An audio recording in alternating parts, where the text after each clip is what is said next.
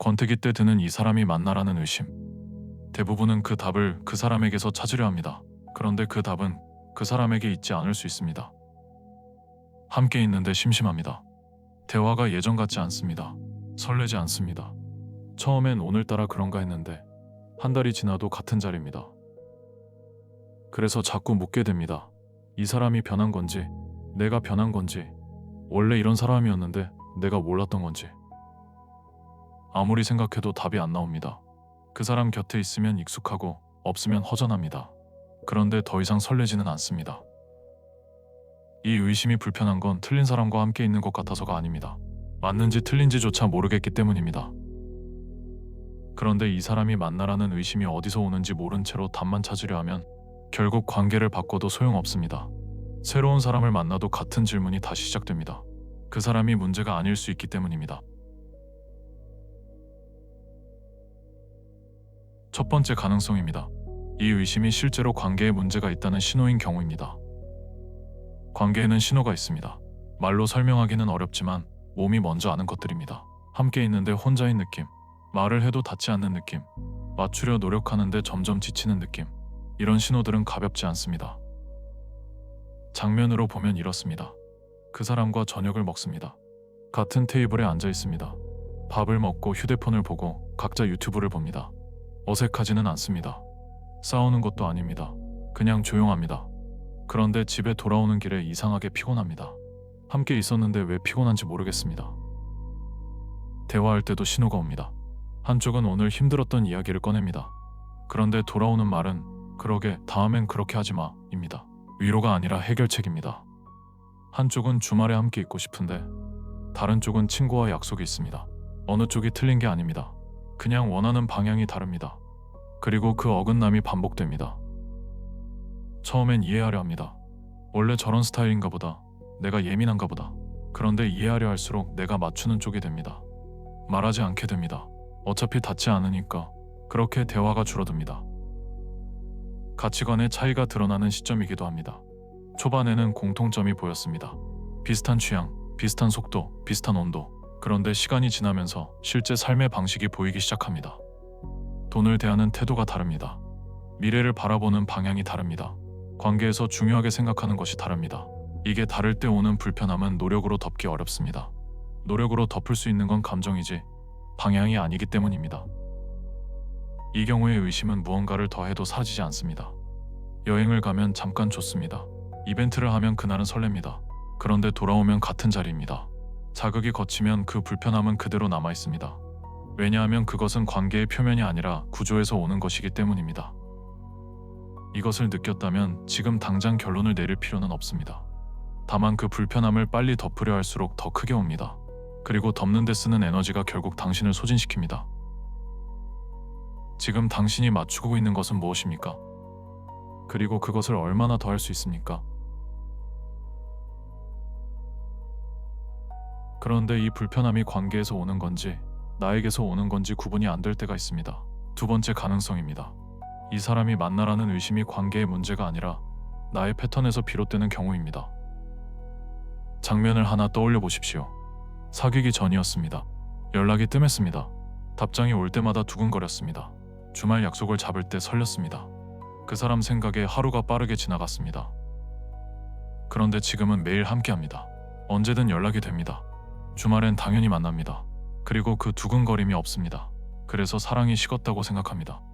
이 사람이 맞나라는 의심이 시작됩니다.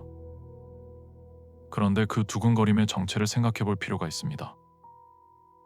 초반의 설렘은 실제로 불안에 가깝습니다. 이 사람이 나를 좋아하는지 모르는 상태, 언제 연락이 올지 모르는 상태, 확신이 없는 상태. 그 불확실성이 긴장을 만들었고 그 긴장이 설렘처럼 느껴진 겁니다. 관계가 안정되면서 그 긴장이 사라졌습니다. 설렘이 사라진 게 아닙니다. 불안이 사라진 겁니다. 그런데 그걸 사랑이 식은 것으로 읽습니다. 또 다른 장면이 있습니다. 그 사람이 잘해줄수록 오히려 불편해지는 경우입니다. 먼저 연락이 오고 좋다는 말을 자주 합니다.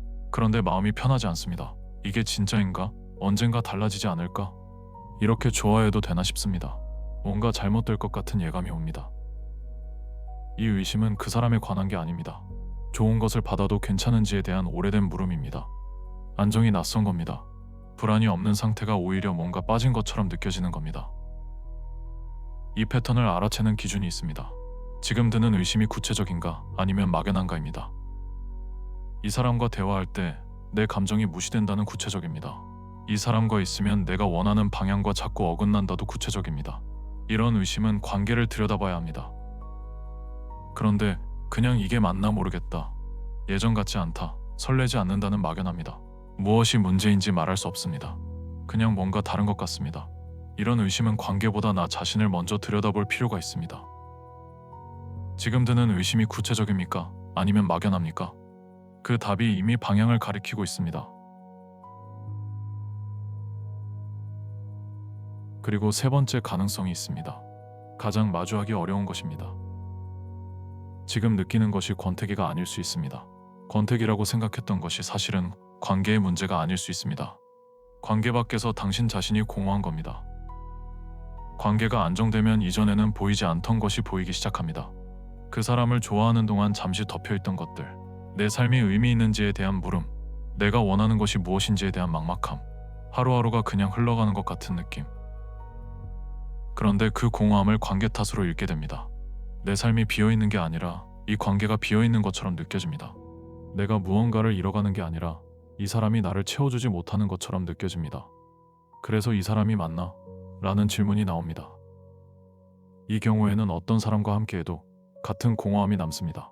새로운 관계가 시작되면 잠시 채워지는 느낌이 들겠지만 그 설렘이 가라앉으면 다시 같은 자리입니다. 처음부터 관계가 문제가 아니었기 때문입니다. 이것을 알아채는 기준이 있습니다. 그 사람이 없는 시간, 당신의 하루가 어떤가입니다. 관계 밖에서 당신이 집중하는 것, 좋아하는 것, 의미를 느끼는 것이 있습니까? 그것이 없을 때 관계가 그 자리를 대신하게 됩니다. 그리고 어떤 관계도 그 무게를 온전히 감당하지 못합니다. 이것은 그 사람이 부족한 게 아닙니다. 관계 밖에서 자신의 무게를 스스로 감당하지 못할 때 관계는 항상 부족해 보입니다. 이 사람이 맞나라는 질문은 사라지지 않습니다. 답을 찾으려 할수록 더 복잡해집니다. 그런데 그 질문 앞에 먼저 해야 할 질문이 있습니다. 지금 내가 느끼는 이 감각이 어디서 오는 것인지, 실제로 관계의 문제에서 오는 것인지, 나의 오래된 패턴에서 오는 것인지, 아니면 나 자신의 공허함에서 오는 것인지. 이것을 구분하지 않으면 이 사람이 맞나라는 질문은 영원히 답이 없습니다. 관계를 바꿔도 같은 질문은 계속 따라옵니다. 지금 당신이 느끼는 이 의심이 어디서 오는지 아직 모를 수 있습니다. 그래도 괜찮습니다. 실제 관계의 문제라면 그 불편함을 더 오래 바라볼 필요가 있습니다. 나의 패턴의 문제라면 관계 밖에서 나 자신을 먼저 들여다볼 필요가 있습니다. 나의 공허함의 문제라면 그 사람이 아니라 나의 하루를 먼저 채울 필요가 있습니다. 그리고 세 가지 모두 다음 질문은 같습니다. 지금 나는 무엇이 필요한가? 그 질문을 조금 더 오래 붙들고 있는 것, 그것이 나의 연애의 시작입니다.